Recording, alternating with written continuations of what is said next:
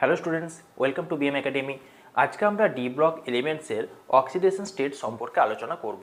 Oxidation state মানে হচ্ছে জারণ স্তর বা আমরা বলতে পারি জারণ সংখ্যা। তো প্রথমেই এখানে একটা জিনিস বলি, আমাদের যে ডি ব্লক এলিমেন্টগুলো রয়েছে অর্থাৎ scandium, titanium, vanadium, chromium, manganese, iron, cobalt, nickel, copper, zinc. Basically আমরা এদের অক্সিডেশন স্টেট সম্পর্কে আলোচনা করব।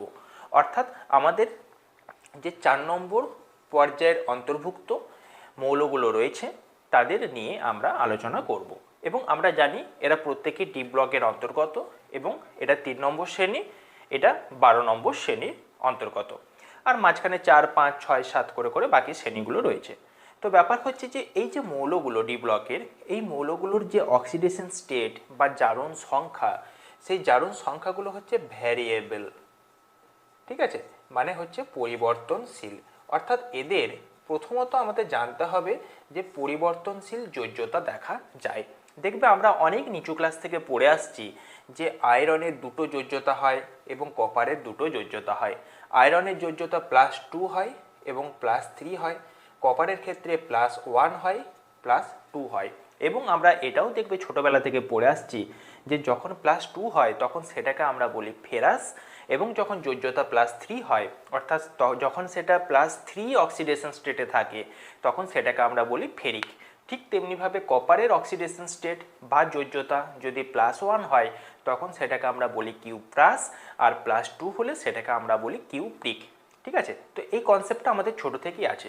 কিন্তু যে উত্তরটা বা যে প্রশ্নের সমাধানটা আমরা এতদিন অবধি পাইনি যে কেন এদের হঠাৎ করে +2 +3 দেখা যায়, কেন হঠাৎ করে কপারের +1 +2 দেখা যায়, ঠিক আছে, সেই উত্তর আজকে আমরা এই ভিডিওর মাধ্যমে খুঁজে পাবো। এবং শুধুমাত্র আয়রন এবং কপারই নয়, প্রত্যেকটা মৌলের অক্সিডেশন স্টেটগুলো কেন আলাদা আলাদা হয় এবং আলাদা আলাদা হলে কি কি তাদের মান হতে পারে বা কত কত অক্সিডেশন স্টেট অবধি সেগুলো যেতে পারে, সেগুলো সম্পর্কে আমরা আজকে টোটাল ডিসকাশন করব। খুব ইম্পর্টেন্ট একটা টপিক। এখান থেকে প্রত্যেক বছর তোমাদের এইচএসে দেখবে কোশ্চেন আসে, তোমরা যদি সালের প্রশ্নগুলো দেখো, এবং জয়েন্ট পারপাসেও এই পোর্শনটা খুব ইম্পর্টেন্ট। তাই এই পোর্শনটার উপর এই সেপারেট ভিডিওটা ডিসকাস করছি। তো প্রথমেই দেখো আমাদের মনের মধ্যে যে প্রশ্নটা উঁকি দিল যে কেন আয়রন, কপার বা অন্যান্য যে সমস্ত ডি ব্লকের এলিমেন্টসগুলো রয়েছে এরা কেন ভ্যারিয়েবল বা মাল্টিপল অক্সিডেশন স্টেট শো করে বা অক্সিডেশন স্টেট দেখায়। তার প্রথম কারণ হচ্ছে আমাদের দেখবে এই যে গ্রুপটা পর্যায়টা রয়েছে, এই পর্যায়ের যে জেনারেল কনফিগারেশন, সেই জেনারেল কনফিগারেশনে আমাদের আসে 4s এবং 3d অরবিটাল। এটা আমাদের কাছে ক্লিয়ার। অর্থাৎ আমরা ইন জেনারেলি লিখতে পারি ns অরবিটাল আসে আর n-1d অরবিটাল আসে। n অর্থাৎ 4, n-1 অর্থাৎ 3। ঠিক তেমনিভাবে যদি আমরা 5 নম্বর পর্যায়ের কথা ভাবি অর্থাৎ yttrium, zirconium, niobium, molybdenum, technetium, ruthenium, এদের কথা যদি ভাবি তাহলে আমাদের কি দাঁড়াবে, এখানটা আর্গনের জায়গাতে ক্রিপ্টন হবে, ঠিক আছে, এখানটা 5s হবে, এখানটা 4d হবে। তো যাই হোক, আমরা এদের যে কনফিগারেশন, সেই কনফিগারেশনগুলো সম্পর্কে একটা স্পেশাল ভিডিও এর আগে ডিসকাস করেছি, তাই আজকে আর সেটা বলছি না। তো একটা জিনিস লক্ষ্য করে দেখো, এখানে এই যে ns এবং n-1d, এই যে দুটো অরবিটাল আমাদের এলো, এই দুটো অরবিটাল বা এই দুটো যে সাবসেল, এদের মধ্যে এনার্জির যে গ্যাপ, এই এনার্জির গ্যাপ খুবই কম হয়।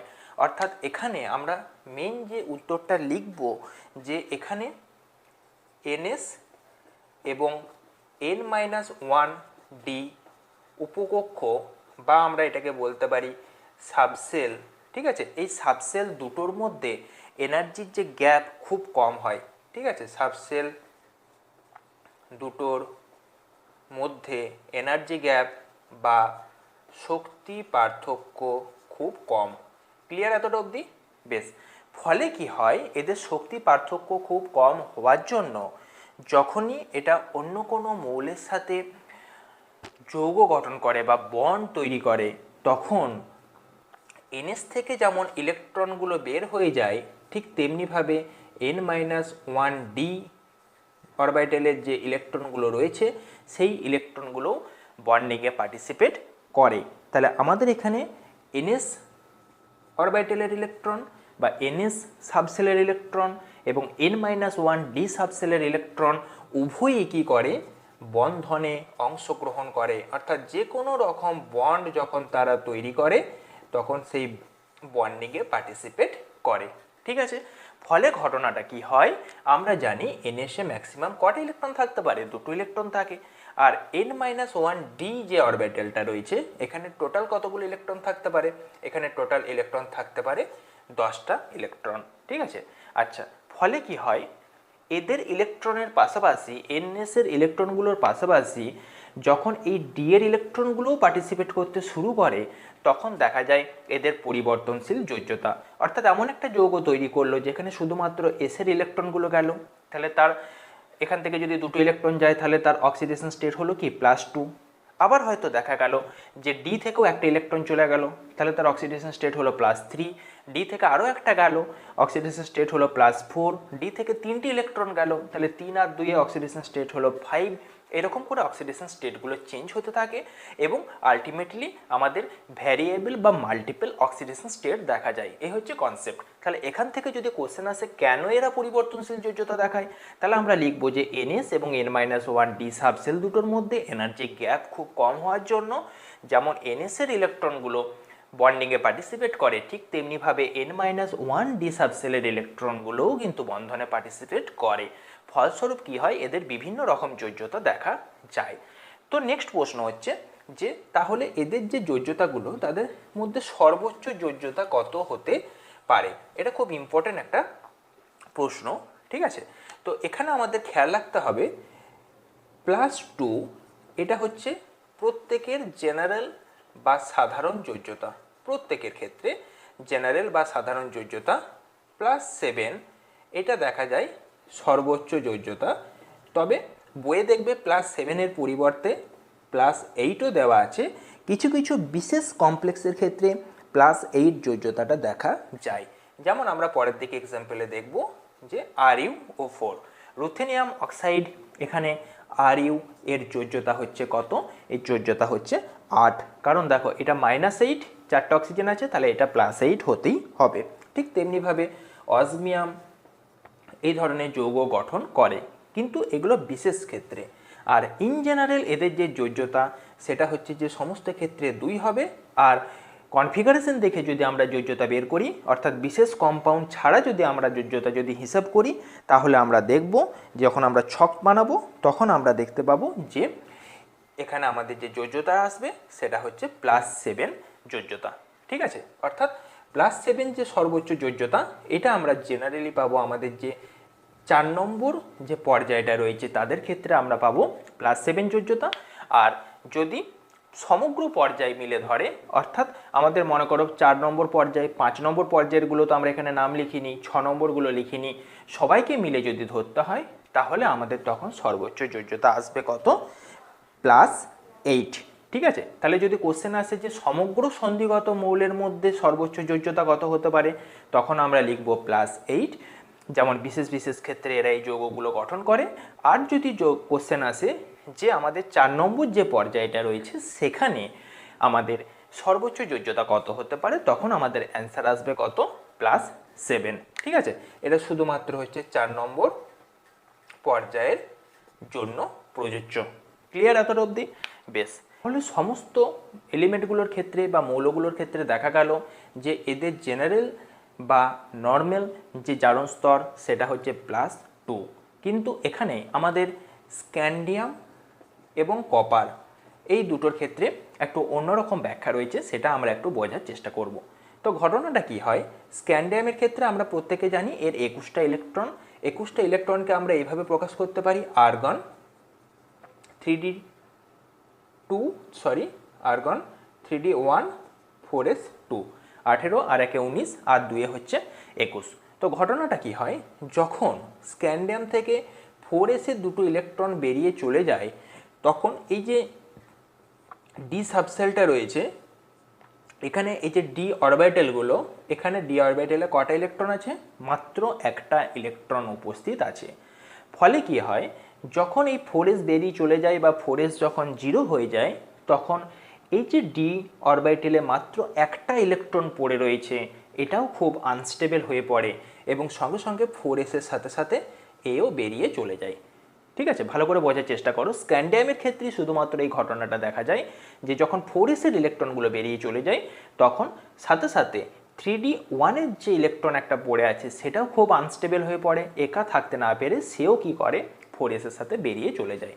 ব্যাপারটাকে তোমরা আরও ভালোভাবে বুঝতে পারবে যে দেখো, যদি এর সাথে এই ইলেকট্রনটাও বেরিয়ে চলে যায়, ঠিক আছে, তাহলে পরে আমাদের এখানে যে কনফিগারেশনটা আসবে সেটা হচ্ছে আর্গনের কনফিগারেশন, অর্থাৎ নোবেল গ্যাসের কনফিগারেশন। ফলে স্ক্যান্ডিয়ামটা +3 স্টেটে অত্যন্ত সুস্থিত বা স্টেবল হয়ে পড়বে। সেই জন্য স্ক্যান্ডিয়ামের ক্ষেত্রে +2 স্টেটটা দেখাই যায় না। কোন স্টেট থেকে শুরু হয়? +3 স্টেট থেকে শুরু হয়। তাহলে আশা করি পুরো ব্যাপারটা তোমরা বুঝতে পারলে। এখান থেকে শর্ট কোশ্চেন আসে যে স্ক্যান্ডিয়ামের যোজ্যতা কি পরিবর্তনশীল হয়? উত্তর হচ্ছে না। স্ক্যান্ডিয়ামের ক্ষেত্রে একটাই যোজ্যতা, সেটা হচ্ছে +3। যদি প্রশ্ন আসে সবার ক্ষেত্রে +2 হচ্ছে, কেন স্ক্যান্ডিয়ামের ক্ষেত্রে হচ্ছে না? আমরা বলবো যে এখানে 4s-এ দুটো ইলেকট্রন বেরোনোর সাথে সাথে ডি অরবিটালে যে একটা ইলেকট্রন পড়ে থাকে সেটাও আনস্টেবল হয়ে পড়ে এবং সেটাও 4s-এর সাথে বেরিয়ে চলে যায়। এবং পাশাপাশি দেখা যায় সেই ইলেকট্রনটা বেরিয়ে চলে যাওয়ার সাথে সাথে আমাদের স্ক্যান্ডিয়াম 3+ অবস্থাতে আর্গনের কনফিগারেশন লাভ করে, যেটা অত্যন্ত সুস্থিত নোবেল গ্যাস কনফিগারেশন। তাই স্ক্যান্ডিয়ামের +3 অক্সিডেশন স্টেট দেখা যায়। কিন্তু স্ক্যান্ডিয়ামের পর থেকে বাকিদের কথা যদি আমরা ভাবি, আমরা যদি এখানে টাইটেনিয়ামের কথা ভাবি, তাহলে আমাদের এখানে দেখা যাবে যে 3d2 4s2। তাহলে এখানে আমরা দেখতে পাচ্ছি যে এর ক্ষেত্রে কিন্তু +2 থেকে শুরু হয়। ঠিক আছে, +3 যে হয় না সেটা কিন্তু নয়, কিন্তু আমাদের এখানে শুরুটা হয় +2 থেকে, অর্থাৎ +2 স্তরটাও কিন্তু দেখা যায়। ঠিক আছে, টাইটেনিয়ামের ক্ষেত্রে যে ঘটনাটা ঘটে সেটা হচ্ছে, ধরো 4s থেকে দুটো ইলেকট্রন বেরোলো, দুটো ইলেকট্রন বেরোনোর সাথে সাথে 3d-তে দুটো ইলেকট্রন রয়েছে, তাহলে 3d দুটো ইলেকট্রনকে বের করতে গেলে তুলনামূলকভাবে এনার্জিটা বেশি লাগবে। তাই দেখা যায় যে টাইটেনিয়ামের ক্ষেত্রে +2 যে স্টেটটা রয়েছে সেই স্টেটটা কিন্তু বর্তমানে পাওয়া যায়। কিন্তু টাইটেনিয়ামের ক্ষেত্রেও এই +2 স্টেটটা কিন্তু আনস্টেবল, অর্থাৎ +2 যে জারণ স্তর এটা কিন্তু খুব একটা স্থায়ী নয়। স্থায়ী হবেই বা কী করে? একটা জিনিস লক্ষ্য করে দেখো, প্রত্যেকটা মৌল আমরা ছোটোবেলা থেকে পড়ে আসছি যে চাই কি কনফিগারেশন লাভ করতে? নোবেল গ্যাসের কনফিগারেশন লাভ করতে। অর্থাৎ এর পাশে আর্গন রয়েছে, অর্থাৎ এ যদি আরও দুটো ইলেকট্রনকে বের করে দিতে পারে ডি থেকে, তাহলে এটা কনফিগারেশন লাভ করবে আর্গনের, এবং তখন টাইটেনিয়ামের যে অক্সিডেশন স্টেটটা দাঁড়াবে সেই স্টেটটা হবে কত? +4। তার মানে টাইটেনিয়ামের ক্ষেত্রে যেমন +2 স্টেট দেখা যায়, তেমনি +3 স্টেটও দেখা যায়, +4 স্টেটও দেখা যায়। অর্থাৎ এমন মনে করো কোনো যৌগ হলো, বা এমন মনে করো টাইটেনিয়াম যৌগটাকে এমন বাইরে থেকে এনার্জি দেওয়া হলো যাতে করে প্রথম স্টেপে দুটো ইলেকট্রন বেরোলো, অর্থাৎ সেটা হলো +2 স্টেট, কিন্তু সেটা আনস্টেবল। তার কারণটা টাইটেনিয়াম সবসময় চাইবে যে আরও ইলেকট্রন বর্জন করে আর্গনের কনফিগারেশন লাভ করতে। ফলে মনে করো আরও একটু বেশি এনার্জি দেওয়া হলো, বা এমন একটা যৌগ তৈরি করা হলো যেখানে ডি থেকে আরেকটা ইলেকট্রন বেরিয়ে যেতে চাই। ফলে কি হবে? +3 স্টেটটা আমরা পাবো। কিন্তু দেখা যাচ্ছে যে +3 থেকেও +4 স্টেটটা আরও বেশি স্টেবল। কারণ এখান থেকে যদি সব ডি ইলেকট্রনগুলো বেরিয়ে চলে যায়, তাহলে আমাদের এখানে টাইটেনিয়াম 4+ যেটা আমরা পাবো, সেখানে এর অক্সিডেশন স্টেটটা আমাদের দাঁড়াবে +4, এবং সেই স্টেটে এটা আর্গনের কনফিগারেশন লাভ করবে, অর্থাৎ নোবেল গ্যাস কনফিগারেশন লাভ করবে, এবং সেটা হবে অনেক বেশি স্থায়ী। কিসের তুলনায়? টাইটেনিয়াম +2 বা +3 তুলনায়। ঠিক আছে, কনসেপ্টটা একটু বোঝার চেষ্টা করো। আশা করি পুরো ব্যাপারটা তোমাদের কাছে আস্তে আস্তে ক্লিয়ার হচ্ছে। ঠিক আছে, টাইটেনিয়ামের পরে আমরা চলে যাব ভ্যানাডিয়ামের কাছে। তাহলে ভ্যানাডিয়ামের কাছেও আমাদের একই রকম এক্সপ্লেনেশন, একই রকম ব্যাখ্যা হবে। আচ্ছা, +3 আছে তো, স্ক্যান্ডিয়ামটাকে তাহলে একটা কাজ করি, বুঝলে, +3-র পাশে +3 লিখি, তাহলে দেখতে ভালো লাগবে। আচ্ছা, এবার আমরা আসছি ভ্যানাডিয়াম। ভ্যানাডিয়ামে কী হবে? 21টা ইলেকট্রন, 22টা ইলেকট্রন, 23টা ইলেকট্রন। তাহলে 23টা ইলেকট্রন মানে হচ্ছে আর্গন, 3d3 4s2। তাহলে এখানেও শুরুটা কোথা থেকে হবে? +2 স্টেট থেকে। অর্থাৎ প্রথমে মনে করো দুটো ইলেকট্রন বেরোলো, হতেই পারে দুটো ইলেকট্রন বেরোলো ভ্যানাডিয়াম থেকে। আচ্ছা, আমাদের এখান থেকে আরও একটা যদি বেরিয়ে চলে যায় ডি থেকে, তাহলে +2-র পাশাপাশি আমরা +3ও পাবো। ডি থেকে যদি দুটো ইলেকট্রন বেরিয়ে চলে যায়, তাহলে আমরা +4 পাবো, এবং যদি ডি এর 3টে ইলেকট্রনই বেরিয়ে চলে যায়, তাহলে আমরা পাবো +5। আশা করি দেখো তোমরা পুরো ব্যাপারগুলো আস্তে আস্তে ক্লিয়ার হচ্ছে তোমাদের কাছে। যে +5 কখন পাবো, যখন এর 3টে আর এর 2টো সবই যখন বেরিয়ে চলে যাবে তখন আমরা +5 পাবো। তাহলে একটা জিনিস ভেবে দেখো, যার বহিস্থ কক্ষপথে যতগুলো ইলেকট্রন, ঠিক আছে, ততটা হচ্ছে তার ম্যাক্সিমাম অক্সিডেশন নাম্বার। এই রুলটা কিন্তু আমাদের এখনও অবধি ফলো হয়ে হয়ে আসছে।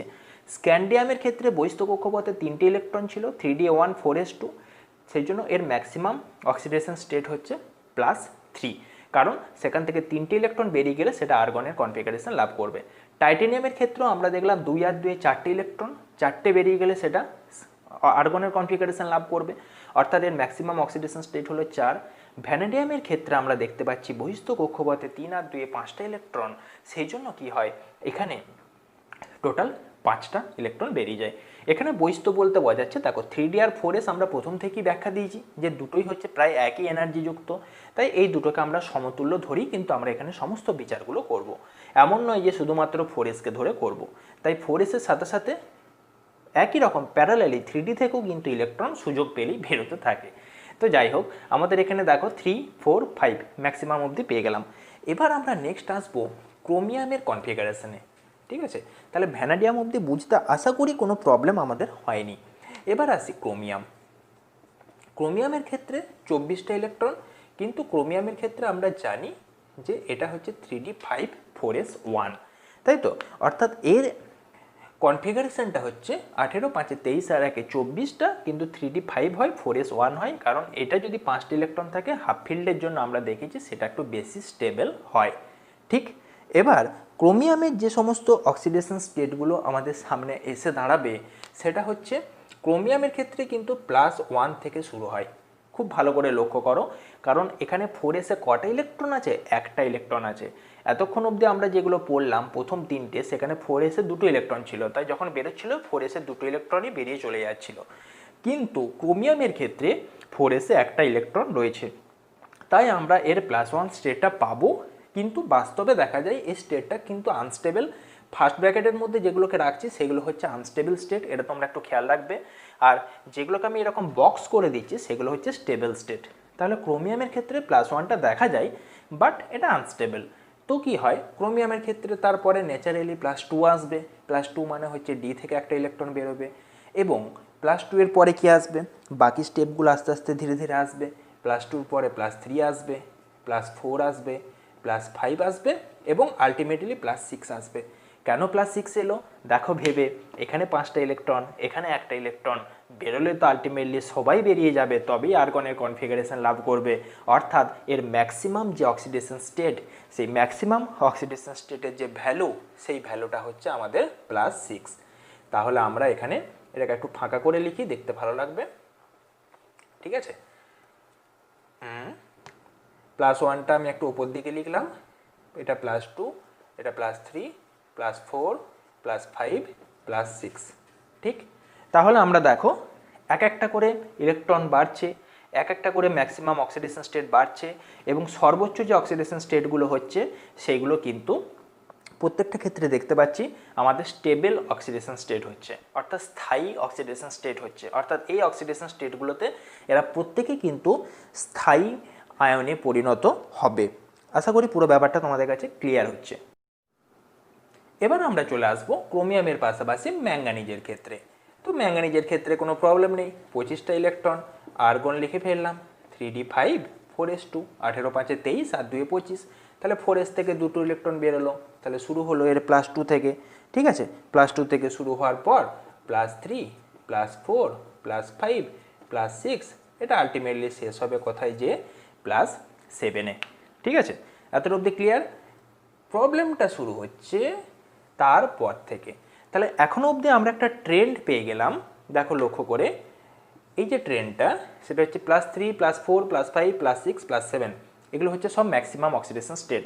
এবং দেখো আমি প্রথমেই লিখেছিলাম যে ম্যাক্সিমাম অক্সিডেশন স্টেট এই গ্রুপটার ক্ষেত্রে দেখা যায়, এই পর্যায়টার ক্ষেত্রে দেখা যায় +7, সেটা কার ক্ষেত্রে প্রযোজ্য, ম্যাঙ্গানিজের ক্ষেত্রে, ঠিক আছে। আর ইন জেনারেল দেখো দেখা যায় +2, সবার ক্ষেত্রে +2 দেখা যাচ্ছে। ক্রোমিয়ামের ক্ষেত্রে এটা দেখা গেল এটা আনস্টেবল হয়, কপারের ক্ষেত্রে দেখা যাবে, আমরা পরে আসছি।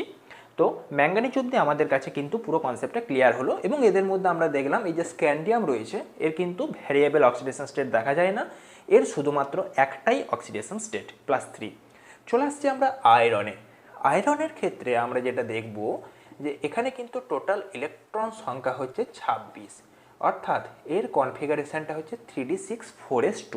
তাহলে এটা আমাদের কাছে ক্লিয়ার যে +2 এবং +3 এটা দেখা যাবেই, এটা আমরা ছোটোবেলা থেকে জানি। +2 +3 আমাদের চোখ বন্ধ করে আমরা লিখতে পারি, অর্থাৎ এখান থেকে প্রথমে দুটো ইলেকট্রন বেরোলো, এখান থেকে একটা ইলেকট্রন বেরোলো, তাহলে +2 এবং +3 আমরা অলরেডি পেয়ে গেলাম। ঠিক তেমনিভাবে আরও এখানে যে স্টেটগুলো দেখা যায় +4 এটা দেখা যায়, +5টা দেখা যায় না, এটা একটু খেয়াল রাখবে, +6 দেখা যায়, ঠিক আছে। এবং আলটিমেটলি +6-এর বেশি কিন্তু এখানে আর দেখা যায় না। তাহলে প্রবলেম হচ্ছে যে এখানে তো 6টা আর 2-এ 8টা ইলেকট্রন আছে, তাহলে এখানে 7টা ইলেকট্রন ছিল ডি এবং এস মিলে, তাহলে ম্যাক্সিমাম অক্সিডেশন স্টেট 7 হয়েছিল, এখানে কেন কমে আমাদের 6 হয়ে গেল? এই জায়গাটা একটু যদি আমরা ভালো করে বোঝার চেষ্টা করি, এই যে 3d6 রয়েছে, এই 3d6-এর এবার আমরা ইলেকট্রনিক বিন্যাসটা যদি একটু দেখি তাহলে আমরা দেখতে পাবো যে 3d6-এর ক্ষেত্রে যে ঘটনাটা ঘটে, দেখো লক্ষ্য করে 5টা ইলেকট্রন বসানোর পর 6 নম্বর ইলেকট্রনটা কিন্তু পেয়ার্ড হয়ে যাচ্ছে, ঠিক আছে। তাহলে আমরা এটা খেয়াল রাখবো যে যখনই ডি অরবিটালের ক্ষেত্রে কোনো ইলেকট্রন বা কোনো অরবিটালের মধ্যে পেয়ার্ড হয়ে যাবে তখন সেটা কিন্তু আর ইলেকট্রন শেয়ারিং করবে না, ঠিক আছে। কার ক্ষেত্রে প্রযোজ্য হবে? এই ডি অরবিটালের ইলেকট্রনগুলোর ক্ষেত্রে। তাহলে এবার তোমাদের কাছে ব্যাপারটা পুরোপুরি জলের মতো পরিষ্কার হয়ে গেল। ব্যাপারটা দাঁড়ালো এরকম যে কি হবে, এখান থেকে দেখো লক্ষ্য করে 2টো আর 3টে 4টে 5টা 6টা, তাহলে ম্যাক্সিমাম কটা বেরোতে পারে? 6টা বেরোতে পারে। সেই জন্য এর অক্সিডেশন স্টেট হবে কত? +6। আশা করি পুরো ব্যাপারটা তোমাদের কাছে এবার ক্লিয়ার হলো যে কেন +6 হলো এটা, ঠিক আছে। তো আয়রনের ক্ষেত্রে যে জিনিসটা দেখা যায় যে আয়রনের যে দুটো অক্সিডেশন স্টেট আমরা ছোটোবেলা থেকে জেনে আসছি, সেই দুটো অক্সিডেশন স্টেটই হয় আয়রনের ক্ষেত্রে সবথেকে বেশি স্টেবল, ঠিক আছে। +2 এবং +3 এবং তার সাথে সাথে আমাদের +4ও দেখা যায়, +6ও দেখা যায়। আয়রনের ক্ষেত্রে +5 যে স্টেটটা রয়েছে সেই +5 স্টেটটা আয়রন শো করতে চায় না। তার কারণটা হচ্ছে যে এখান থেকে দুটো ইলেকট্রন বেরোনোর পাশাপাশি +5 হতে গেলে এখান থেকে আরও 3টে ইলেকট্রন বেরোতে হবে। তো ঘটনাটা কি হয়, এ তো পেয়ার অবস্থাতে আছে, একে বাদ দিয়ে দাও, তাহলে বাকি পড়ে রইল আরও 4টে। তো দেখা যায় 3টে বেরোনোর সাথে সাথে এ একা আর না থাকতে পেরে ওর সাথে বেরিয়ে যায়, যেমন স্ক্যান্ডিয়ামের ক্ষেত্রে ঘটনাটা ঘটেছিল। তো এখানেও সেম ঘটনা ঘটে, সেই জন্য +5 স্টেটটা দেখা যায় না, ঠিক আছে। তাহলে আমরা জাস্ট এই ছকটা খেয়াল রাখতে পারবো। আয়রন অবধি আমাদের কমপ্লিট হলো। এবার আমরা চলে যাব কোবাল্টের দিকে। কোবাল্টের ক্ষেত্রে কি ঘটনাটা ঘটে সেটা এবার আমরা দেখব, ঠিক আছে। কোবাল্ট কোনো অসুবিধা নেই, আয়রনের পর কোবাল্ট, অর্থাৎ আমাদের এখানে 27টা ইলেকট্রন, 27টা যদি ইলেকট্রন থাকে তাহলে কোবাল্টের ক্ষেত্রে কি কনফিগারেশন হবে? আর্গন তো আমাদের আসছেই, 3d7 4s2, argon 3d7 4s2। তো এখানে যে ঘটনাটা ঘটে সেটা কি হয়? 3d7, তাহলে 3d7 মানে আমরা কি করব, এখানে ইলেকট্রনগুলো এইভাবে বসাবো একই ফরম্যাট। বসানোর পরে আমরা দেখতে পাচ্ছি যে 4s-এ কটা ইলেকট্রন রয়েছে? দুটো। তাহলে প্রথমে আমরা 4s থেকে ইলেকট্রনটাকে বের করব। 4s থেকে ইলেকট্রন বের করলে এটা +2 স্টেটে আসবে, কোবাল্টের +2 স্টেট পেলাম আমরা। কোবাল্ট +2 স্টেটে ভেরি স্টেবল। আচ্ছা, 3d থেকে একটা ইলেকট্রন বেরোলো, তাহলে 4s-এর দুটো, 3d থেকে আরেকটা বেরিয়ে গেলে পরে এটা হয়ে গেল +3, ঠিক আছে। তাহলে কোবাল্টের ক্ষেত্রে আমরা পেয়ে গেলাম +2 এবং +3। তারপরে আরেকটা ইলেকট্রন বেরোলো, আরেকটা ইলেকট্রন বেরোনোর ফলে আমরা পেলাম +4।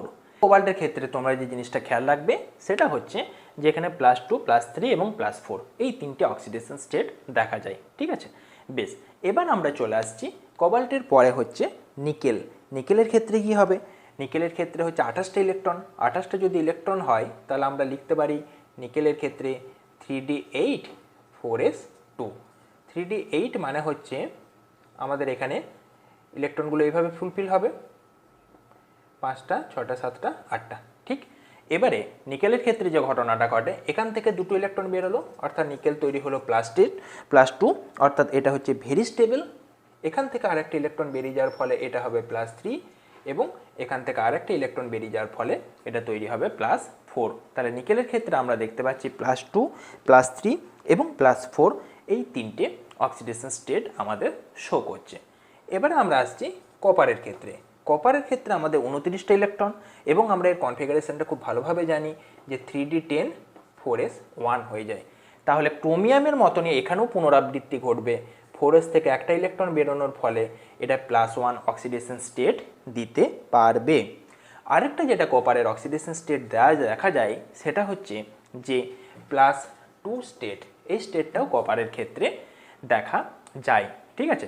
এবং আমরা দেখব যে কপার +2 স্টেটটা জেনারেল অবস্থাতে অতটা স্থায়ী না হলেও যখন সেটা জলীয় দ্রবণে বিয়োজিত অবস্থাতে থাকে তখন সেটা কিন্তু বেশি স্থায়ী হয়।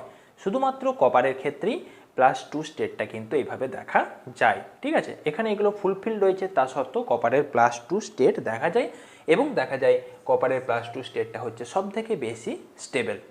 আচ্ছা, লাস্ট আমরা চলে আসছি জিঙ্কের ক্ষেত্রে। জিঙ্কের ক্ষেত্রে ভেরি ইজি জিনিস, এটা +2 হবে, এই 4s2 হবে। তাহলে এখানটাতে আমরা জিঙ্ক লিখলাম। জিঙ্কের ক্ষেত্রে নর্মালি 4s থেকে দুটো ইলেকট্রন বেরোয়, এবং জিঙ্কটা একটাই মাত্র অক্সিডেশন স্টেট শো করে, সেটা হচ্ছে +2। তাহলে দেখো পুরো ছকটা আমাদের কাছে কমপ্লিট হয়ে গেল, শুধুমাত্র দু একটা ব্যতিক্রম ছাড়া।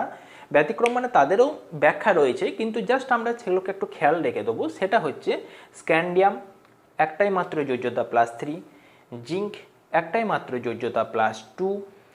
যখন আমরা স্ক্যান্ডিয়াম থেকে আপ টু ম্যাঙ্গানিজ অর্থাৎ মিডিল অবধি যাব, ম্যাঙ্গানিজটা ঠিক মিডিলে আছে, ততক্ষণ অবধি দেখা যাবে যার জটা ডি এবং এসে টোটাল ইলেকট্রন সেটাই হচ্ছে তার ম্যাক্সিমাম অক্সিডেশন স্টেট, এবং সেটাই হচ্ছে তার স্টেবল অক্সিডেশন স্টেট।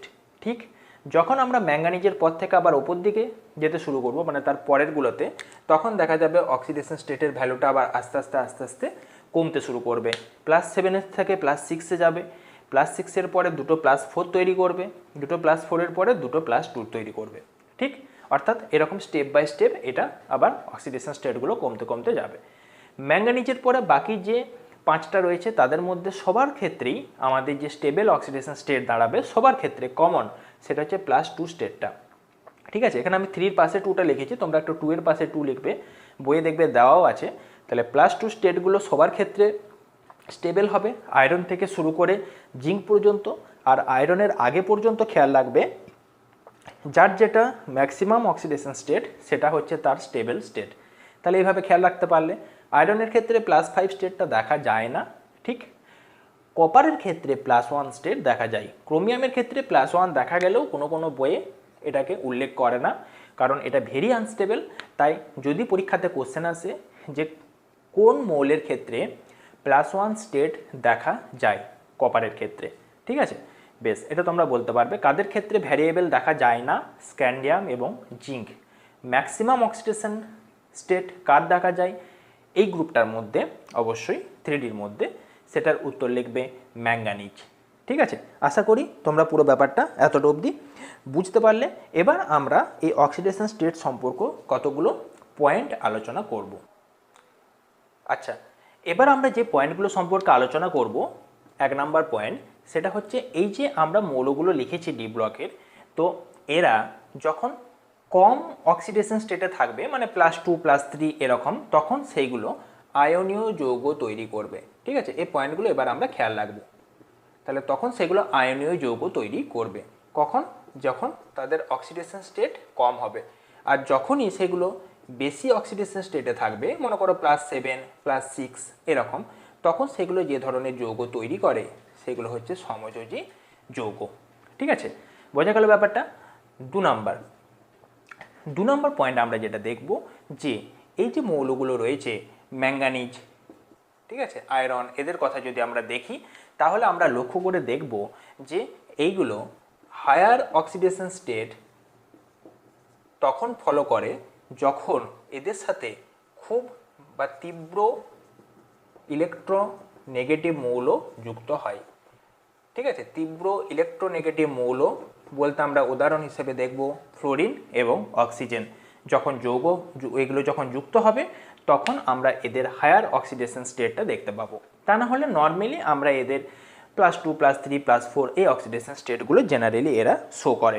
ঠিক আছে, সমস্ত মৌলগুলোর ক্ষেত্রেই আমরা দেখব যে হায়ার অক্সিডেশন স্টেট এদের ক্ষেত্রে তখনই বেশি দেখা যাবে যখন সেগুলো কি হবে, ফ্লুরাইড, অক্সাইড এদের মতো তীব্র ইলেকট্রোনেগেটিভ মৌলের সাথে যুক্ত হবে।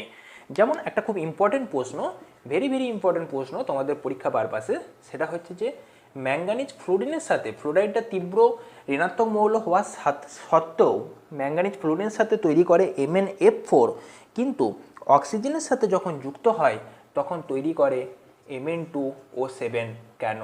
এখানে আমরা দেখতে পাচ্ছি ম্যাঙ্গানিজের অক্সিডেশন স্টেট +4, 4টে ফ্লোরাইডের জন্য যদি -4 হয় তাহলে ম্যাঙ্গানিজের জন্য হচ্ছে +4। এখানে আমরা দেখতে পাচ্ছি -14, 7 দুগুণে -14, তাহলে এটাও হতে হবে +14, তাহলে এক একটা ম্যাঙ্গানিজের জন্য আমরা দেখতে পাচ্ছি হচ্ছে +7। তাহলে আমরা দেখতে পাচ্ছি যে ম্যাঙ্গানিজের এখানে অক্সিডেশন স্টেটটা অনেক বেশি, কিন্তু ফ্লুরাইডের ক্ষেত্রে এটা কম হচ্ছে। তার কারণটা হচ্ছে ম্যাঙ্গানিজ যখন অক্সিজেনের সাথে যুক্ত হয় তখন বিভিন্ন ধরনের বন্ধন তৈরি করতে পারে, এবং ম্যাঙ্গানিজের সাথে অক্সিজেনের দেখা যায় দ্বিবন্ধন তৈরি হয় যেটা অনেক বেশি স্টেবল, এবং এই বন্ধন ফ্লুরাইডের ক্ষেত্রে গঠিত হয় না। যদি আমরা ম্যাঙ্গানিজের ক্ষেত্রে বন্ডটা দেখার চেষ্টা করি তাহলে স্ট্রাকচারটা হচ্ছে ঠিক এইরকম। আমি যদি এটাকে একটু নিচে লিখি, সেটা হচ্ছে ম্যাঙ্গানিজ ডবল বন্ড ও, ডবল বন্ড ও, ডবল বন্ড ও। ঠিক আছে, অর্থাৎ ম্যাঙ্গানিজের সাথে 3টে অক্সিজেন ডবল বন্ড আকারে যুক্ত থাকে এবং 2টো ম্যাঙ্গানিজ একটা অক্সিজেনের সাথে সিঙ্গেল বন্ধনের মাধ্যমে ব্রিজ তৈরি করে, এটাকে বলা হয় ব্রিজ বন্ড। ঠিক আছে, আবার এই দিকটা হচ্ছে ঠিক একই টাইপের।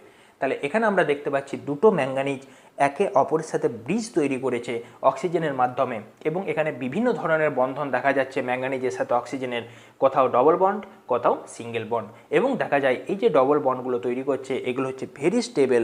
সেই জন্য ঘটনাটা কি হয় যে এখানে Mn2O7 খুব স্থায়ী থাকে।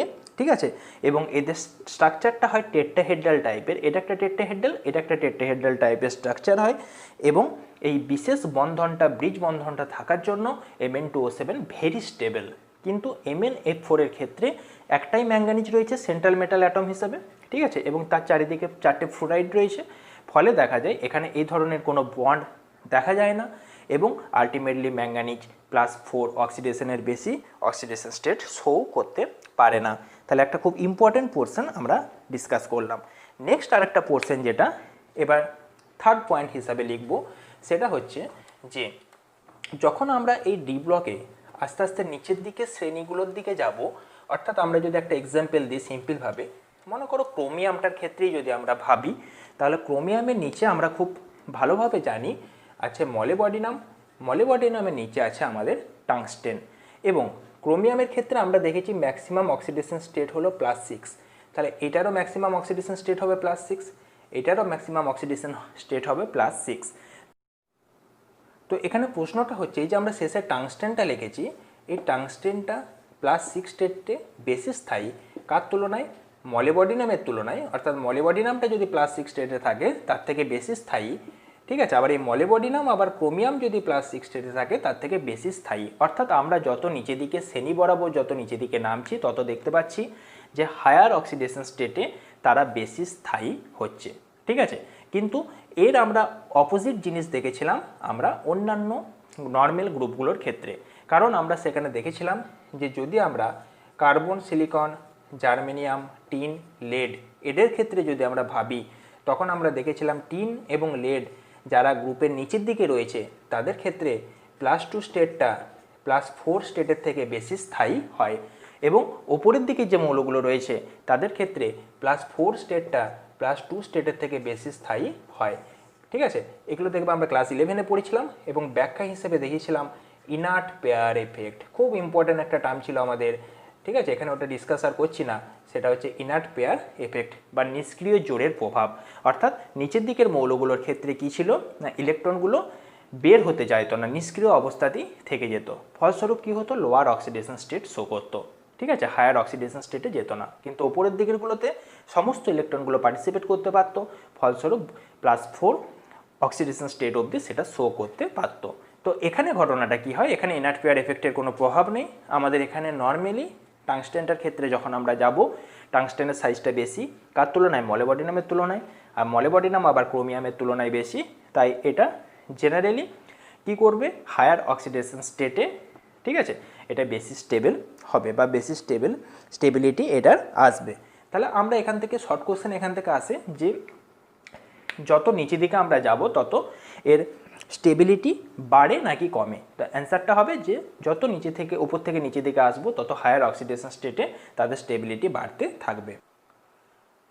এখান থেকে প্রশ্নও আসে, এ ধরনের প্রশ্ন আসে, মানে এটার অ্যাপ্লিকেশনের উপর বেস করে। যেমন মনে করো Cr2O7 2- দেওয়া আছে, এই যে আয়ন এটা আম্লিক দ্রবণে দেখা যায় তীব্র জারক পদার্থ। তাহলে একটা জিনিস লক্ষ্য করো, এখানে যে ক্রোমিয়াম 2 লিখেছি আমি, তাহলে এটা হচ্ছে দেখো -14, তাহলে এটা হতে হবে +12, তবে ওভারঅল আমাদের বাইরে -2টা আসবে। 12 - 14 মানে -2, আশা করি বুঝতে পারছো। তাহলে ক্রোমিয়াম 2 এর জন্য +12 হলে একটা ক্রোমিয়ামের অক্সিডেশন স্টেট হচ্ছে +6, তাহলে এটা +6 স্টেটে রয়েছে। কিন্তু হিসেব মতো এই তিনটের মধ্যে ক্রোমিয়াম +6টা, ঠিক আছে, তুলনামূলকভাবে কম স্টেবল, ঠিক আছে, যেমনটা মলিবডিনাম এবং টাংস্টেন স্টেবল, তাদের তুলনায় কিন্তু এর স্টেবিলিটিটা হচ্ছে কম। তার মানে এই নয় যে এটা আনস্টেবল, কিন্তু তুলনামূলক এদের থেকে এটা স্টেবিলিটি কম। তাই দেখা যায় যে Cr2O7কে যখন আম্লিক দ্রবণে রাখা হয় তখন এটা তীব্র জারক পদার্থ রূপে কাজ করে। জারক পদার্থ মানে অপরকে জারিত করে এবং নিজে বিজারিত হয়। তাহলে নিজে বিজারিত হবে, তীব্র জারক পদার্থ মানে নিজে বিজারিত হবে। আর নিজে বিজারিত হবে মানেই তার জারণ সংখ্যাটা কমবে, কারণ আমরা জানি কোনো পদার্থ জারিত হওয়া মানে অক্সিডেশন স্টেট বেড়ে যাওয়া, কোনো পদার্থ বিজারিত হওয়া মানে অক্সিডেশন স্টেট কমে যাওয়া, ঠিক।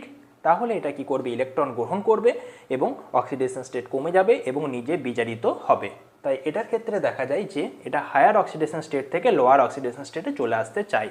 কিন্তু একই ঘটনা আমাদের ক্ষেত্রে যদি আমরা মলিবডিনাম অক্সাইড এবং টাংস্টেন অক্সাইড নিয়ে করি, ঠিক আছে, তাহলে দেখা যায় যে এগুলো কোনো বিক্রিয়া ঘটাতে চায় না, অর্থাৎ এদের কোনো জারণ ধর্ম বা অপরকে জারিত করে এবং নিজে বিজারিত হওয়ার কোনো রকম প্রবণতা এদের ক্ষেত্রে দেখা যায় না। তার কারণটা হচ্ছে যে এরা নিচের দিকে রয়েছে এবং 5 নম্বর এবং 6 নম্বর শ্রেণীতে অবস্থিত, এবং নিচের দিকে থাকার জন্য এরা হায়ার অক্সিডেশন স্টেটে বেশি স্টেবল, ঠিক। তাহলে আমাদের কাছে এই কনসেপ্টটা ক্লিয়ার হলো।